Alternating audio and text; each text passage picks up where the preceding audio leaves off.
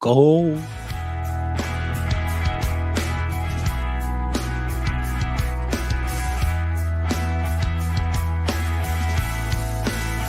Unsyndicated presents Shep and Sean, featuring Matt Shepard and Sean Baligian.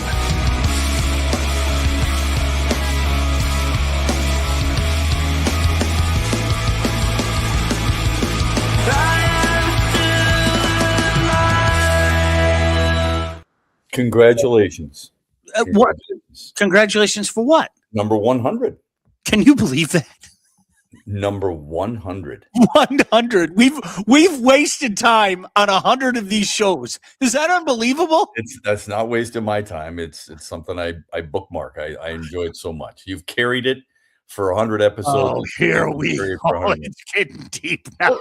No, I'm not saying that to be a smartass. It's true. I mean, no, we go based off a lot of the stuff that you bring up. So I give you a slew of credit, and you do a lot of these. Now, I'm not sitting here stroking you. You do a lot of these. You do, the hockey podcast. You're working constantly. I know you love it, but you've got the high school state championships. You've got the Wayne State. You've got a lot of stuff going on, and to take a half an hour or so on Monday or Tuesday, whenever we can get together, it's appreciated. So thank you for what you do and for what Todd does. Todd Mosey behind the desk and does a really nice job for us. This is going to sound like the Mutual Admiration Society, and it is, because I'm not just saying this. I think Matt's a great human being, and I really respect the work that he does. Shep, I think that's one thing that you and I have been kindred spirits about is a lot of other people, especially when we're in the radio business, were Monday through Friday, right? And then they had something called a weekend. I've heard about this thing called a weekend. I wish I could experience one. You still vacation? What do you do on these things? Yeah. You've always, whether it be obviously the Tigers, whether it be Eastern football, whether it be Michigan basketball, all the plethora of things you've done. It to me, like, honestly, and I think this is why you and I have always gotten along. I'm doing something I love. Like, you know what I mean? This is something I'm doing anyway with my friends and everything. So now you get to meet a bunch of new friends here while doing and an avenue like this. It's so heartwarming to hear from regulars during, our little gathering here. Tom has been with us since day one. He's been with you for a long time. And it's nice to get to know these guys, but it's just, you give me some good ideas for my morning show. You give me good perspective. We don't always agree, but that's a good thing. So I look forward to this episode too. So excited for it. I'm disappointed that you had the weekend you did with Michigan State hockey losing and Michigan State basketball losing, but it was a nice year for both. I was probably more upset at the hockey than I was the basketball because I picked UConn to play in the championship against Arizona. The hockey, when you're up 3-1 and I'm watching, and I think there was 4:54 left, Sean, I was like, okay. I was with a lot of my buddies who are Michigan State alums, and I'm like, this is a good thing. This is good. They're up 3-1, lock it down, and head to Vegas. And I don't know what the hell happened, but there's a part of me that wonders just a little bit, Trey Augustine in some of these games, maybe I expect too much, but I was a little disappointed. You know what's funny? I was talking to our mutual friend, Jack Ebling, a legend. And Pete, thank you for the kind words. Matt and I both completely disagree with your assessment, but thank you for the kind words nonetheless. I don't mind. Yeah. Jack Ebling is a legend as far as I'm concerned. And we were talking about this the last few weeks, Shep. Mm-hmm. The signs were there going into the playoffs. They really were going into the tournament. All of a sudden, the things that made Michigan State so successful, in particular in their own end, kind of went away. And I think they got away with it in the UConn game because UConn came on in the first period pretty hard. And there, as you know, there's a huge difference between a shot and a quality shot. And they didn't get a lot of quality shots, I felt, in the last couple of periods. Wisconsin just kept the pressure in deep, and that led to scoring chances. And unfortunately, you kind of saw that out of Michigan State down the stretch. You really did. I think the last month, if we're being honest with ourselves, you kind of saw some of those warning signs. But yeah, you can't let a game go like that. You cannot let a game go like that. And it was, how many times have we seen it, Shep? A team does something like that, and usually and very mercifully, the overtime doesn't end after much time. I know, but when you get the Big Ten Defensive Player of the Year, you've got a 3-time semifinalist for the Richter Award, which I know sometimes people look at those with a little bit of a squint because it depends on who's voting in that. You've got one of the best coaches in America, and you've got more NHL draft picks than anybody in the tournament and more first-round picks than anybody in the tournament. I expected more. Yep. And I think that's a compliment, quite honestly. I think that's fair to expect. So it was really disappointing. And it probably stings Spartan fans even more because both Michigan's basketball and Michigan's hockey moved on. What we were hoping for was a Michigan State final in hockey, and unfortunately, we're not going to get it. Yep, and Shep, I think you and I were talking about this last week, and I don't want anybody to take disrespect to this. This is what Michigan State basketball has been for a while now. Okay. But here, let me explain to you. They're going to have a nice season. Maybe they're going to win a Big Ten title. Maybe they get to the second weekend. Maybe, Shep, they get to the Elite Eight. Okay. Maybe they get to the Elite Eight and then it stops. And I hear two things. I hear about, well, surely if the tournament in 2020 would have been played, they would have won that championship, right? As far as I'm concerned, I've gotten to the point, let's hang a banner up there now. Let's just say the woulda, coulda, shoulda champion 2020. Yeah. And then inevitably what I hear is, oh my gosh, wait till you see the class that Tom has next year. Wait till you see the class that Tom has. And again, I think sometimes people think that like I'm taking a shot. I'm not taking a shot. I'm speaking factually. This is what Michigan State basketball has been for a while now. This isn't a small sample size now, Shep. They haven't been in the Final Four since 2019. It's always, golly gee, we're good. Maybe go to an Elite Eight, win a couple games, and then we'll all sit back and talk about next year. And I don't see that ending, and I hate to say that. I don't see that ending, especially the way that college basketball is. And what's been the issue then? What has been the issue, and how do you rectify the issue? Because if we concede that the Big Ten is the best conference in America, and I think that's fair to say, all right, we make up half the Final Four, and we saw how many teams were making up the Elite Eight and so on and so forth, and they are contending for a championship on a regular basis. They are. Then what's missing?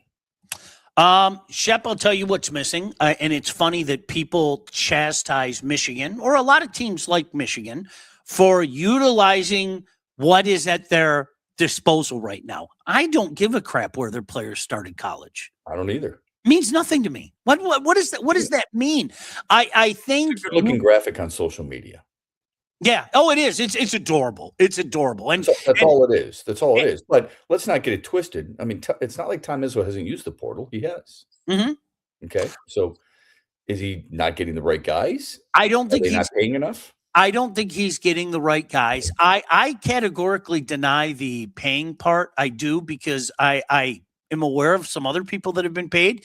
And I'm also aware that you brought in a guy who's pretty much known as a guy that does a little bit of that in Jay Batt. So I think that, is there a little bit of Tom is stuck in his ways? I think you could hear it in the post-game conference.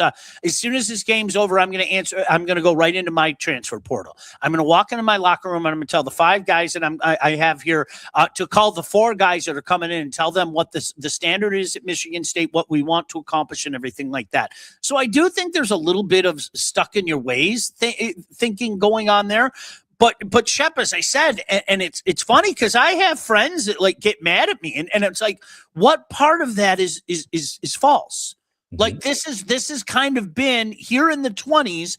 This has been their MO. This is what they do, and we go, golly gee, when they play these big games early in the year. Oh, they're so close, but don't worry, Shep. Right. When the tournament starts, they're going to be battle tested, and they'll flip that script in a game against UConn. And then they lose the game against UConn. No harm in that. Really good team, right? I mean, obviously they proved it. And then we're left to go, wait till next year. Do you see what they have coming here next year? That's kind of the routine of a Spartan basketball fan this decade. Yeah, so you hit on the part that I thought you were going to originally leave out, and that is the tough schedule early on, which we all applaud Tom Izzo and the Spartans for doing. I hope they continue to do it. It's great theater. It gives you great banter on TV and or radio, which is fine. But just keep in mind, I mean, the reason so many of your friends are saying that is because that is what is pushed. Mhm. And you can understand to a certain extent why it is pushed because of all the things that he has accomplished in his career. The other narrative that is oftentimes pushed, and I strongly push back on this, and that is, that he does more with less when he gets a lot of big time recruits. Mhm. I think it's almost unfair to Coach Izzo when people say he does more with less, because part of your job as a coach is to indeed recruit, and he recruits really well. I think it's admirable that so many players, he affects their lives in so many different ways. They come back, they give back, they want to be part of that family. He has made a difference in so many young people's lives. There's no doubt about it. He is one of the greatest coaches of all time, full stop. But I do understand why many Spartan fans, including you and a lot of my buddies, feel like, you know what? We've got to adjust a little bit. If we think Dan Campbell has to adjust, and I think that's fair.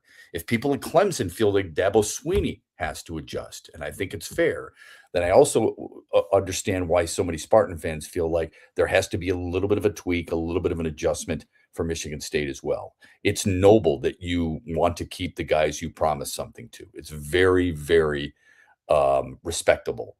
But in the end, if you want that championship, you're probably going to have to do just a few things differently. It doesn't have to be an overall. It's just going to be a few things differently. Yep. Shep, honestly, and this is the funny, I don't want to see him go anywhere. He's a treasure. He deserves to play it out as long as he wants to. What he's done for Michigan. You believe that? Yeah, I do. I really do. Coaches deserve that. Do you? I think he does, not across the board. I think he does. It would be one thing if you would see it falling, like just falling off the map, right? Or anything like that.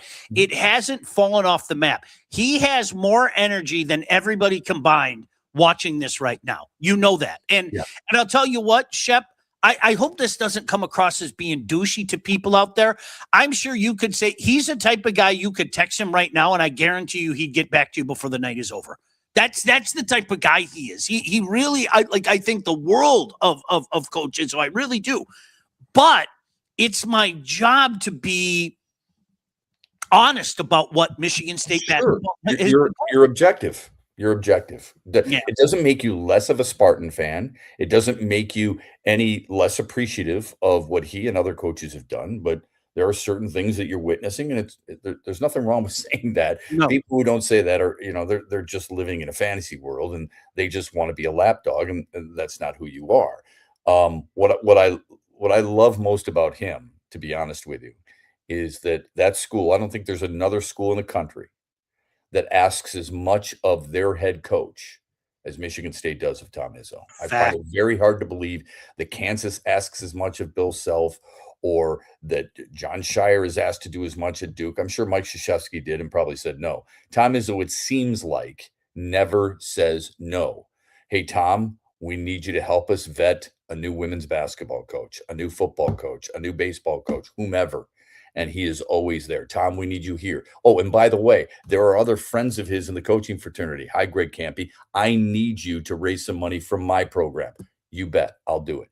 I don't know if anybody's tugged at as much as he is. And for him to continue on this road and do it as well as he does, it just speaks volumes about the person. Tip of the cap, dude, for real. Ted said Michigan State hockey, one of the biggest choke jobs I've ever seen in all my years watching hockey.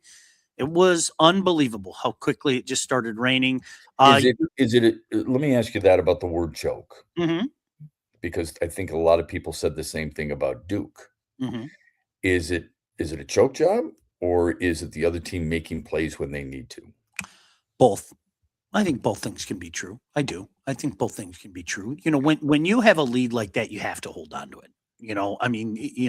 Piss and vinegar and fire and all that stuff coming back, but you're supposed to hold on to it. It was amazing to me how Wisconsin, especially in the slot area, just set up shop and made things, difficult, seemingly out of nowhere, because they weren't getting those opportunities earlier. No, Michigan looked like two totally different teams. I mean, when it became 3-2, I noticed it's easy to say Wisconsin had the sense of urgency. Of course, they're down, right? It's like the Wings the other night. They're down 3-0, and suddenly it's 3-2, and then they pull the goalie. And end up losing. But I thought Michigan State played extremely careful, tentative, unsure of itself in its own zone. Like they were afraid to make a mistake. And I think it's really hard to play any game with that type of mindset. 100%. 100%. Derek said, you want to say go color that rhymes with glue. No, I don't. In the immortal word, Shep, did you watch wrestling when you were a kid, pre-puberty? Okay. There was a guy by the name of $1 Million Man. He would always say, everyone has their price. Like if you made me an offer to say those words, I would do it. You better start with at least 4 figures. Though, you better have cash. Yeah. Oh, absolutely. I'm not saying it until I have that money in my hand. Let's get that out of the way right now. Isn't it January, February, April? Yeah, that's listen, you have to live with those shots, man. That's the way it is. That miracle run that you've seen in the past. I go back to the Paul Davis year, 2005. Nobody saw that coming, right?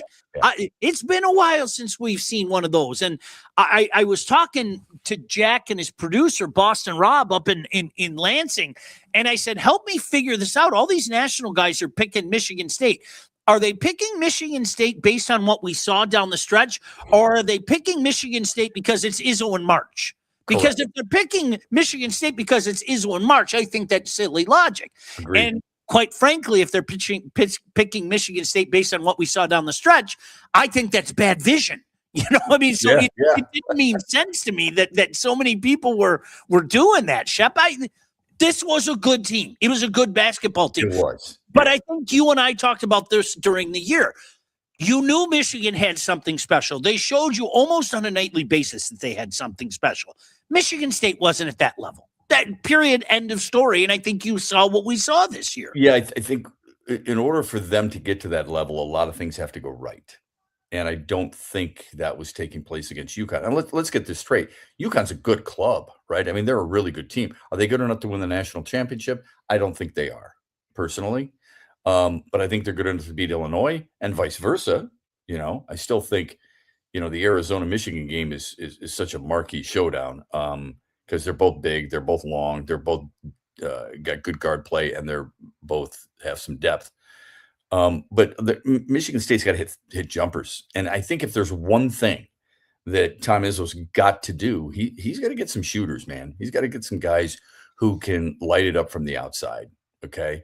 And if this year, if Jeremy Fears wasn't playing at a high level, and he did not against UConn, unfortunately, if he wasn't playing at a high level, then they were in deep trouble. And I think he's a hell of a player. I mean, I said midway through the season, I said, I'm telling you, man, I think he's the Big Ten player of the year. Obviously first team all Big Ten, and obviously first team or second team all American, and rightfully so. But a lot has to go right because they don't have guys who can consistently hit 3-point shooting. And I know a lot of people don't like that, but that's the way the game is played. Yep. I don't necessarily like it either. And I don't like it at the NBA level either, but that's the way the game is played.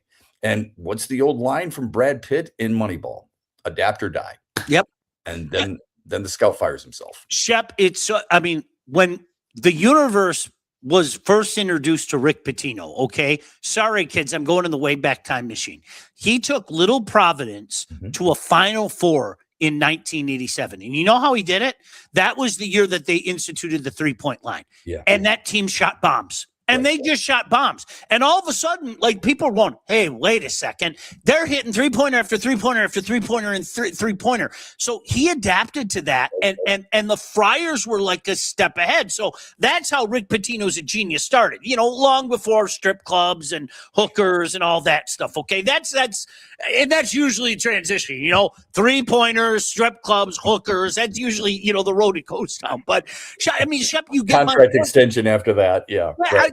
I seriously, I give Rick Pitino all the credit in the world for the success he's had. He's always been a guy that's been one step ahead. He probably had deeper wallets during the course of his career, and he certainly NCAA, MSHMEA, that didn't mean anything to him. But I couldn't help but think about that over the weekend. Well, he props to him, another nice run with the Johnnies and everything. But at the end of the day, it's about being a step ahead. It just is. Well, Sean, why did Michigan make a comeback under John Beilein?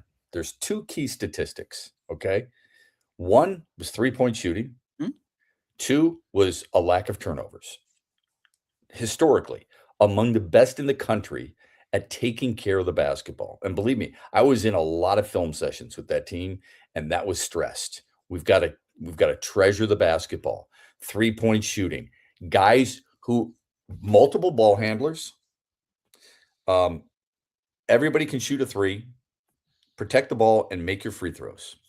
Okay? I'm not saying it's magic, and I'm not saying it pertains to every single team, but those are four pretty important aspects of success under Beilein. Okay? Now, we can talk about defense, and we can talk about rebounding and all that other stuff, and that's great, but if you don't have guys who can put the damn ball in the hole, it doesn't matter how good you are defensively, man. It doesn't, because if the other team's going to eventually score, you got to score. Yep. You know what? I want to bring up Kyle's point because I can't help but think of something near and dear to my heart. He said too much defense can be a problem in hockey. Screw playing defense and take the fight offensively. You know what's funny to that comment? Let me start with this. It is amazing how much better a defense can suddenly look when you have a goaltender who's unconscious. Like, seriously, it is. And Shep, I've watched this like with my own two eyes with the Habs a couple weeks, okay?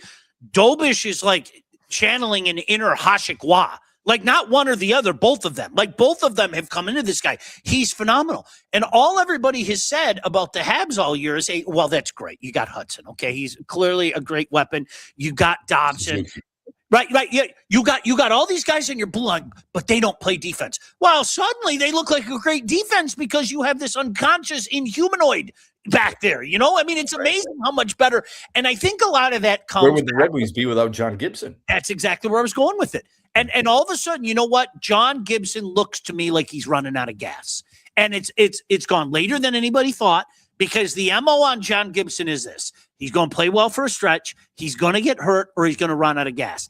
Props to him that he's gone this far. He's been phenomenal this year. Shep, I go as far as saying I shudder to think where this team would be without John Gibson. I really do. I shudder to think where this team deep shit. Yeah. Deep shit, right?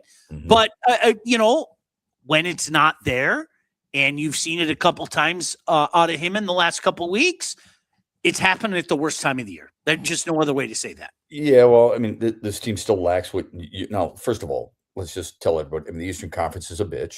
Mm-hmm. The division, who you said before the year, it's the toughest division in hockey. You would Not argue even- the toughest division in sports. Not even close. Right, Mhm. right. That's what you said, and you're dead on there. That said, knowing all that, the lack of moves or certain moves, because they did make a couple of moves, but certain moves that needed to be addressed are now haunting them a little bit more, okay? Because they're not very good 5-on-5. You and I both know that. They got a right-handed shooting defenseman. He's going to be under tenure, so that's good. You get Justin Falk. He's going to be there again next year. It doesn't matter what this team does in net or on the blue line if they cannot score goals. And if all you got is Alex DeBrincat scoring goals and Dylan Larkin when he's healthy, and it's great that Lucas Raymond's dishing pucks off and so on and so forth, you need guys who can put the damn puck in the back of the net, and you just don't have enough of them. I don't know if I've ever seen, in all the years that you and I have been covering this team, I don't know if I've ever seen a coach have to chide his team publicly as much as Todd McClellan has this year. When a guy comes out and says, look, I thought we had the start fixed against Buffalo, and yet we do the same thing against Philadelphia. We thought we had it fixed. How many times has he said, we've got too many, in so many words, hangers on, too many guys who are just they are not doing what they're supposed to be doing. There's no sense of urgency. That is an indictment on your roster. And I know this is probably a topic for another day. Show me the young guy who you've just been afraid to get rid of. Who's the young guy tearing up Grand Rapids, tearing up the AHL, and he's just going to pole vault his way onto this roster and make a difference next year? Because I'm not seeing it. And by the way, if he's there, how come he's not up already? Shep, it's unbelievable you said that. We did the other day. I pulled out during the hockey show. I pulled out the drafts from 2019 and I read all the players. Yep. Okay. There's a lot how many guys does he have who've played any significance? He's had 66 draft picks. He's got 10 guys who've played in the NHL a decent amount of time. I'm not talking about Sebastian Cossa, who's only been up for a game and played in a game, dressed a few. I'm talking about, and how many, 10 out of 66, Sean? And how many are impactful players? And a lot of top 15 picks. Let's not forget a lot of top 15 picks. Right. And that's the reality of it. And look, it doesn't look as good. I think there's a lot of smoke and mirrors. I think there's a lot of the mystique of Steve Yzerman that has been involved here. And I think people are starting to look at that right now. And Shep, again, I'm not sitting here saying that Steve Yzerman should be fired. It's not my choice. I don't think he's done a good job. I'll say that point blank. I have no problem saying that. I will say this. If I were Steve Yzerman, I would take a good, hard look at my amateur scouts and my professional scouts. I would take a good hard look at it because there haven't been many home runs. I love Mo Sider. Love him. I'm serious. I love Mo Sider. He's a really good player. I really like, other than that, Lucas Raymond's a pretty good player, right? We can say that. Edvinson's a good player. Yeah, Edvinson's a good player. The Caspers, the ASPs, the Danielsons, all these guys, and I'm not burying them yet. They're young, all that stuff. But you want to see it, Shep. You want to see it. And I don't see many flashes of it. I really don't. And I think that's what's frustrating. He's got a goalie who's been, marinating in Grand Rapids for how long? Mm-hmm. Okay. When was Sebastian Cossa drafted? 2020? I think, or was it 2019? Maybe 2021. It may have been. I'll look. I'll look just to be 100%. All right. So but he's been down there quite a bit. And I know goalies take a little bit longer. I understand that. I have no problem with that. The constant living off Tampa gets a little old. Okay, because Tampa's still really freaking good. Okay, he's been gone from Tampa for a long time. They're still good, not just because of the guys that he brought in there. All right. 15th overall. 21. Okay, yeah, 21. So 21, 22, 23, 24, 25, 26. Okay. Who says how long is long enough? All right. Let's hope he's up next year and playing as a backup, at least to John Gibson. My problem with the whole thing, Sean, is that he was so afraid to give away certain players, certain young prospects for a guy like Quinn Hughes, for example. The problem with that mindset is that those young guys are not contributing to this team. Mm-hmm. And if they're going to contribute next year, then isn't there a part of you that they're young? Like, nobody wanted to touch Marco Kasper after what he did a year ago. Now, how many people are changing their minds after what he's done this year? Albert Johansson, same thing, right? There's nobody on this team that I see as a future Steve Yzerman, a future Sergei Fedorov, a future Nick Lidstrom, a future Brendan Shanahan. There's nobody on this team like that. Everybody should be, I'll listen, right? Is there anybody that says you're an untouchable? The answer to that is no. There's no equivalent to Cade Cunningham, right? For the Red Wings. I just don't get it. I wouldn't give up Mo Sider. I wouldn't. He's never going to go win a Norris Trophy because the voters like shiny things and they like 85 points and they like 25 goals and all that. But you need a nasty guy like that, a guy that can do not a untouchable though. He's not. No. But would I do it? I wouldn't want to give him up. You would have to knock me over. That's how much I like Mo Sider. I really do. I like Mo Sider a lot. I do too. But I would not hesitate if I got a guy like Quinn Hughes. Yeah. That's what today's league is. Shep, it's so funny that you bring that up about Todd McClellan. I remember the quote at the beginning of the year. Do you remember he had that after a slow start again?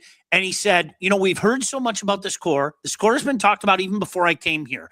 And the question that I have to all of them is, if not now, when? When, right. We've heard this and Shep, I can't help but sit back, okay? And I say this all the time. I like Jeff Blashill.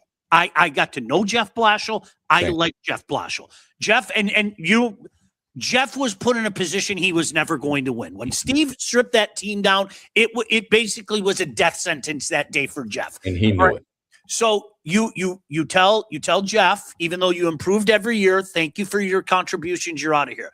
You handpick your own guy in Lalonde, who, God bless him, really nice guy, clearly shouldn't have been a head coach. He said the exact same things that Blash said. Okay. So that's 2 coaches in a row. You go get another guy, a guy that you're familiar with, a guy that was actually on the coaching staff last year playing.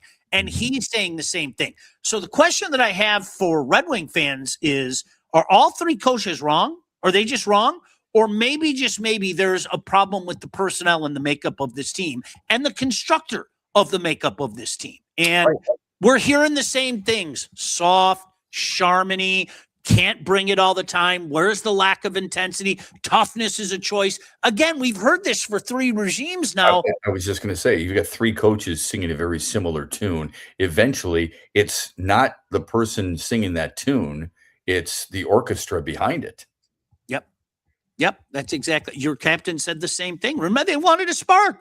We felt bad. When Koza got called up, this team needed a spark. I wish we did something at the deadline. So that's the way it goes.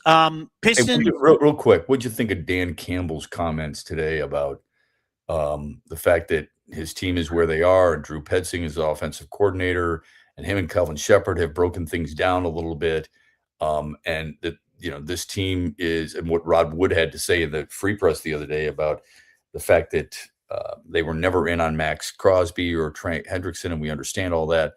What they've done in general and where they're at, what's the overlying theme in your mind with the Lions mindset and where they're going into 2026? I have to talk one of the people that I work with on Woodward off the ledge every gosh damn morning, because Shep, as you and I have talked about many times, there's this thing called the draft, and then there's the second day and the third day, and then all this, all that. Okay. But Shep, as we sit here right now, I don't know how anybody in their right mind could say, oh yeah, Super Bowl or bust for this team. And I, you know what, maybe wrongfully so, I've had that mentality for a couple years now. And I don't feel that way. Could they change that based on who they pick up in the next few months? Well, of course they could. And that's why I'm going to wait until August. But if you're asking me right now, I don't know how anybody in their right mind could say Super Bowl or bust when you take a look at what the Rams did. And you know damn well that other teams are going to make the moves that you've shown that you're not so apt to make. Shep, with that being said, I really think they can win the division. I'd put more into the 4th place schedule than maybe the average Bear does. I don't know what your thoughts on that are, but I'm not buying the schedule yet, only because I don't know what the other teams look like. Mm-hmm. And I think it's just because it's based on a year ago. The NFL changes so quickly and so drastically at times. So I'm not going there. I do think, it sure sounds like they're going to move Sewell to left tackle, which is fine. I like Cade Mays. I believe in Tate Ratledge. If they draft a certain player at right tackle and they put Miles Frazier at left guard or something like that. Mahogany, whatever. Yeah. Yeah. I think your offensive line is in really good shape. Mm-hmm.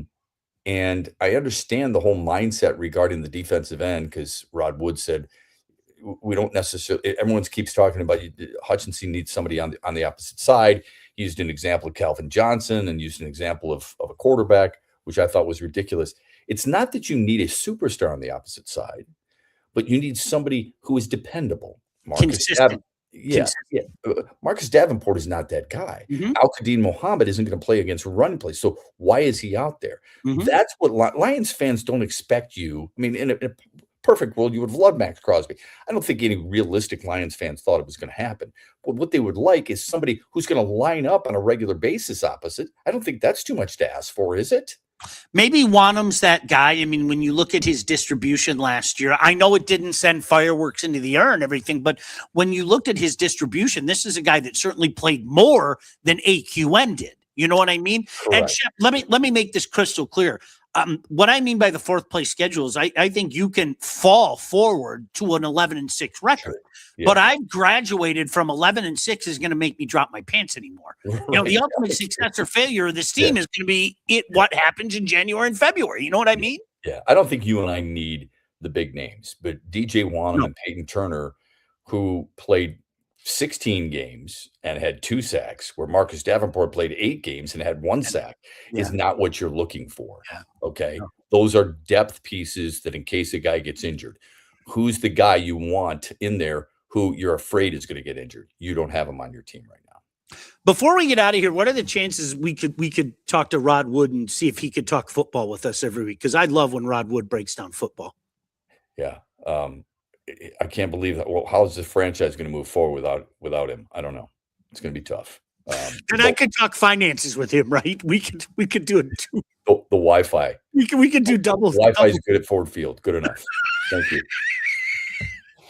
It was there. I had to do it. Seriously, when you watch the inside the lines, which is great stuff, it really is. When you see them and it's like everybody's in the draft room and he's walking around shaking hands, I'm going, what are you doing? I get why Brad Holmes and Dan Campbell and Chris Spielman and scouts are doing that. What are you talking about? I mean, you don't know where that guy played, and you have no idea how good. Yeah, it's hilarious. Pistons not falling apart. That's a good thing. Have you heard anything on Cade? Shep, is this a case of no news is good news? Or do we all have to wait on bated breath to hear how this is coming along? I think we're waited on bated breath. Here's my bigger concern for the league in general. So what just happened to Jaden Ivey is ridiculous. That's first and foremost. Yes. Okay. And it's awful. It's a terrible look for the league. You've got Steve Kerr and Rick Carlisle coming out and saying, you got to play less games. It's funny how the NHL wants to play more games. The NFL wants to play more games. But the NBA, for their product, you've got to play less. And then you've got Mark Cuban saying, well, maybe not play less games, but play fewer minutes. Instead of 48 minutes, make it 40. You used to think the NBA was a trendsetter. Now they're going to follow the WNBA, and they're going to follow college basketball, men's college basketball, play 2 halves of 20-minute halves. Oh, so people can get home earlier. How's that going to help the team that is, I don't know, playing a Luka Doncic type schedule where he's playing 38 minutes or Cade Cunningham's playing, 37, 36 and a half minutes. That doesn't do anything for that. It's amazing to me how this has shifted, especially 2 guys who've won championships in Kerr and Carlisle, who now believe, sorry, we played too many games. Do you really think that sits well with a fan base that is scrounging up money to take their family to a game while they know those players, A, may not play in a game, B, after the game are taking a private charter to a 5-star hotel and get to stay an extra night because of the travel? I don't think that sits well. I don't know why they think this is a good idea to talk about this publicly, because it's going to backfire on them. I agree. NHL is going to 84 games next year. Season starts September 29th. Great. I love every second of it. I'm in. I'm in. And the NFL is going to go to 18 games. Yep. And 2 preseason games. Yep. And everybody's going to say, I'm in. Yeah. Check out Shep all over the great state of Michigan in the mornings. Check him out with Braylon as well. Always nice to chat with you, my friend. Okay, pal. Appreciate the perspective. Thanks, everybody. See you guys. Thank you, Shep. Bye. Have yourselves a great evening. I'm going to watch hockey. No, really. I'm as soon as I press. Shep and Sean, featuring Matt Shepard and Sean Baligian. Executive produced by Sean Baligian and Todd Losey. Theme song, incidental music, and related sound effects are from Still Alive by Anti-Ghost.